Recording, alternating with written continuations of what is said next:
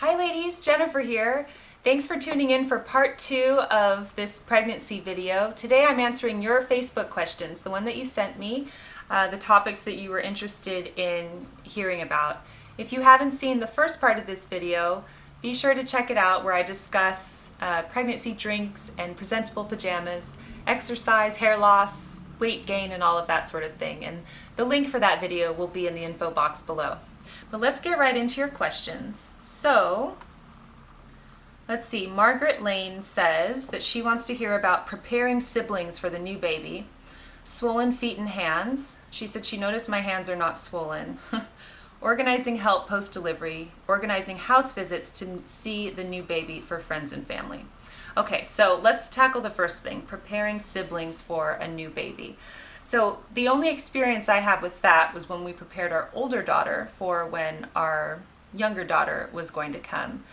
And she was quite young when that happened. She was only about 22 months old. So, you can tell them, but there's not much that you can do until it happens, then they really get it. When you bring the baby home and the baby's not coming back. But, my husband and I, we talk about the new baby every day, and we just want the girls to be excited and feel included, which they do. They're so excited about this child. And, I tell them, oh, you're going to help change the diapers, and you're going to help swaddle the baby, and you can read books to the baby and play with the baby.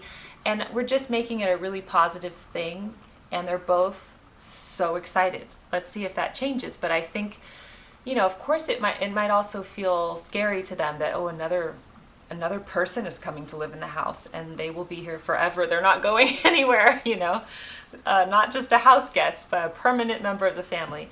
So I'm sure that is intimidating, especially for a young mind to grasp.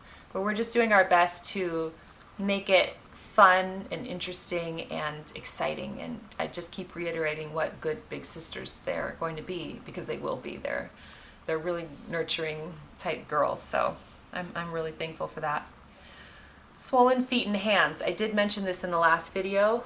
My hands are swollen, actually. That's nice that you said that they aren't swollen, but they are. My feet and my feet and ankles definitely feel swollen, and I can barely get my wedding ring on my hands. So that's just something that, it just gets worse as the pregnancy goes on, and you just have to deal with it the best way that you can. I have started to get a pregnancy massage once a week now because my body is just aching everywhere. So that has definitely helped the situation. Okay, organizing help post-delivery. This is different for everybody. If you live next to your mother or mother-in-law, that's nice that they can help you.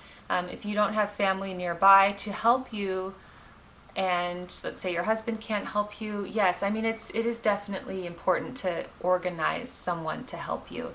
If you can't do that, preparation is key. Make sure that you plan your meals in advance. Have your pantry stocked. Do freezer meals like I like to do. I have a lot of freezer meals ready to go for when we have the baby.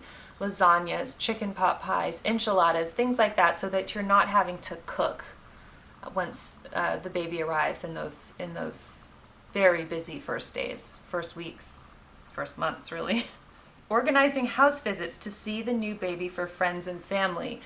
We are those people that don't do anything for 6 weeks after we have the baby. So, and we're quite protective, just with all of the sort of diseases and sicknesses going around. We don't just let lots of people come over and see the baby, obviously close family and close friends, but everyone else will kind of have to wait, about 6 weeks. I just want to make sure that the baby isn't exposed to too many germs and things like that.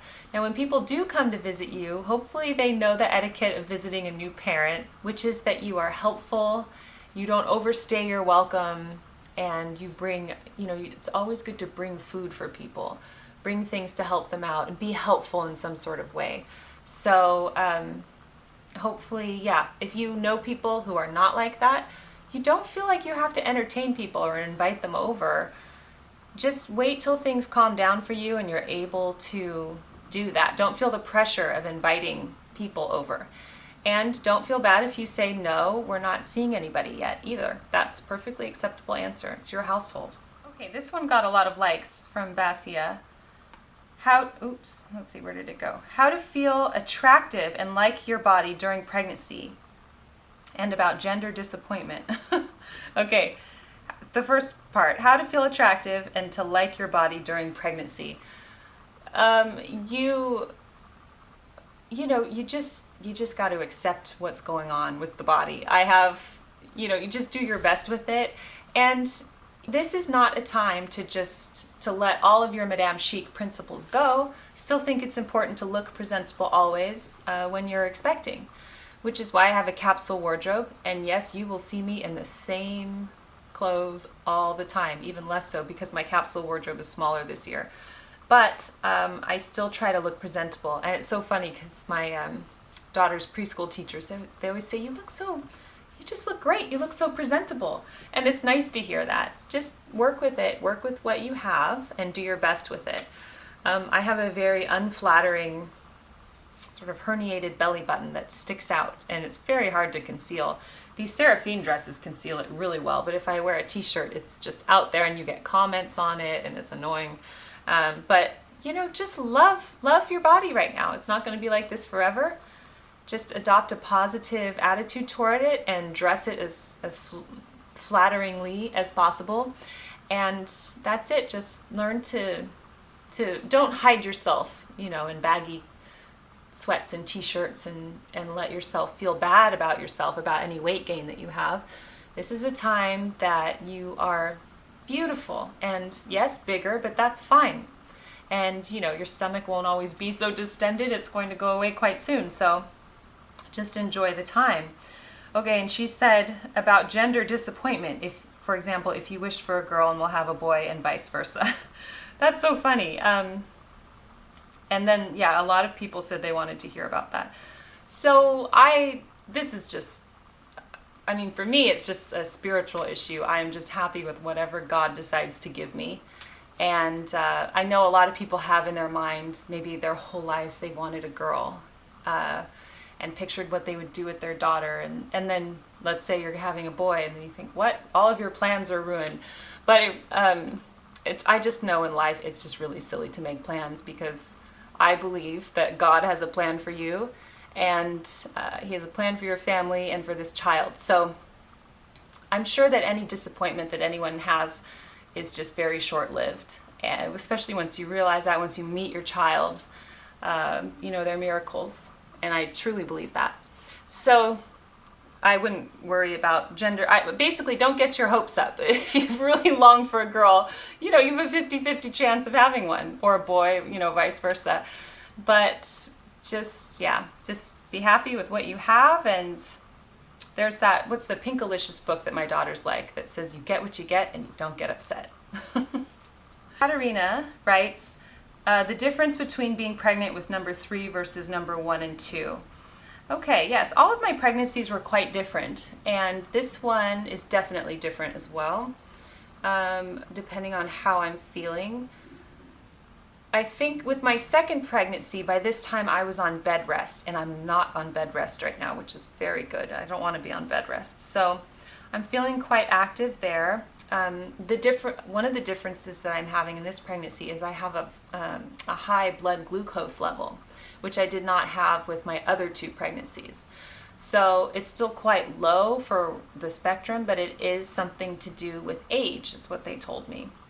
So that is quite different as well. Also the melasma, which I did not really have with my other pregnancies, and something that I have now. So it's some physical differences. But that's pretty much it with that. Lavelle says, I'm looking forward to your video this week, Jennifer. I'm 38 weeks pregnant and I would like to know your suggestions on nursing-friendly dresses and tops.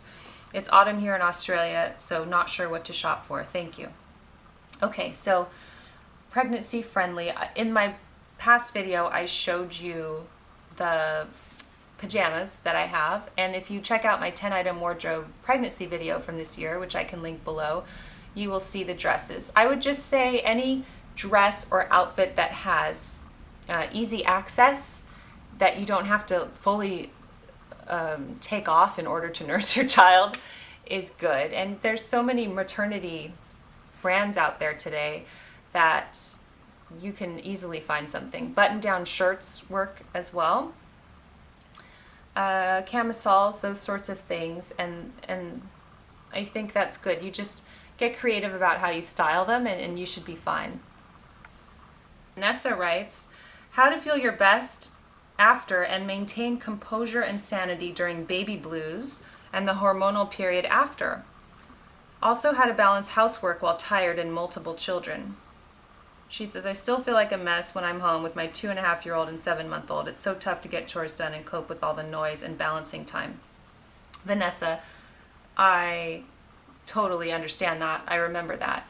What you have to remember, especially for the first-time moms, is that the first, I would say, 4 months of having a new baby are really, they are hard. They can throw you off. But what you just have to remember is that it's not going to be like that forever. Your usual routines might go by the wayside. Just do your best. You might not be waking up at the same time every day. You might not be getting the housework done or the cooking done, the chores done that you want to. And you have to cut yourself some slack in that area and just do your best. If you suffer from the baby blues, I'm not a doctor, so I can't. There's different levels. Of course, there's postpartum depression, which I have not experienced. And then there's baby blues, which I think it's a lesser level of that, where it's, there's so much excitement. It's like when you get married, so much excitement, then there's the wedding, and then after that, reality hits, reality sets in. And it is a bit like that too when you have a baby. But just, I don't know, it all goes back to being a spiritual thing for me, and just being in the moment, being happy with what God has given us, and just doing our best and looking on the bright side of every situation there. And it's nice to have an online community like this that you can check in with. That is it for today's discussion. Thank you so much for joining me on the Daily Connoisseur. If you have any questions or comments or anything related to what I said, please leave them in the comment section below. Your comment could be chosen as comment of the week. Thank you so much, and I will see you next time on the Daily Connoisseur. Bye!